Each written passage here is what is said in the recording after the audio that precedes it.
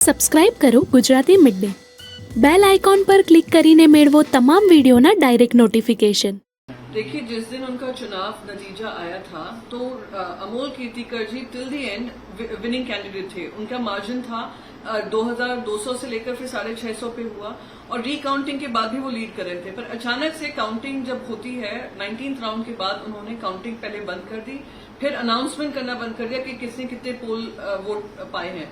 वो छोड़िए, फिर पता चला कि 2 इंडिपेंडेंट कैंडिडेट्स पुलिस स्टेशन गए ये कहकर कि रविंद्र वायकर के परिवारजन जो उनके साले हैं वो एक मोबाइल फोन लेकर गए थे और वो बात कर रहे थे गुर्रव जी से। जो गुर्रव जी डेटा एंट्री ऑपरेटर हैं जोगेश्वरी विधानसभा के, वो इलेक्शन कमीशन में कार्यरत हैं। तो वो क्यों बात कर रहे थे और इस समय पे जहां मोबाइल अलाउड नहीं है वो मोबाइल लेकर क्यों गए थे? पुलिस ने एफआईआर दर्ज की। उस एफआईआर के माध्यम से पता चला है, ये मैं नहीं कह रही हूँ, विपक्ष नहीं कह रहा है, पुलिस के माध्यम से इन्वेस्टिगेशन के माध्यम से पता चला है कि जो मोबाइल फोन इस्तेमाल किया जा रहा था उसमें ओटीपी आ रहा था। वो ओटीपी जो इलेक्ट्रॉनिक मशीन्स के लिए यूज कर रहे थे, चाहे वो ईवीएम हो या इलेक्ट्रॉनिक ट्रांसमिबल पोलिंग ये जो पोस्टल बैलेट सिस्टम हो, तो अगर वो कर रहे हैं और लेट्स से अगर ओटीपी डेटा एंट्री के लिए भी था तो डेटा एंट्री तो वो होती है कि जो पोल हुए हैं वो आप डालें, तो कहीं ना कहीं प्रश्न चिन्ह उठते हैं। सबसे इम्पोर्टेंट सवाल ये है कि मुंबई पुलिस ने भी उनसे सीसीटीवी फुटेज मांगा है, डिस्ट्रिक्ट कलेक्टर से अमोल कीर्तिकर जी ने भी मांगा है। ये लोग झिझक क्यों रहे हैं सीसीटीवी फुटेज देने को? अगर इन्होंने कुछ गलत नहीं किया है तो सीसीटीवी फुटेज क्यों नहीं दी जा रही? दूसरा इम्पोर्टेंट बात है, प्रेस कॉन्फ्रेंस आज हुई है।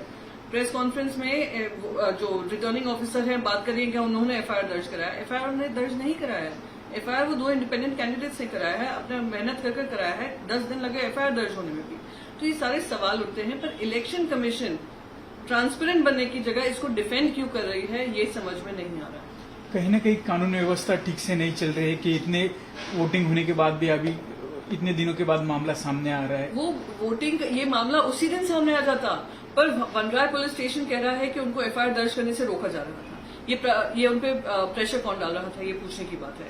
अगर वनराय पुलिस स्टेशन ने district collector, suburban district collector से सीसीटीवी फुटेज मांगी है तो अब सीसीटीवी फुटेज देने में क्यों झिझक रहे हैं? क्यों 10 दिन लगते हैं वो एफआईआर दर्ज होने में?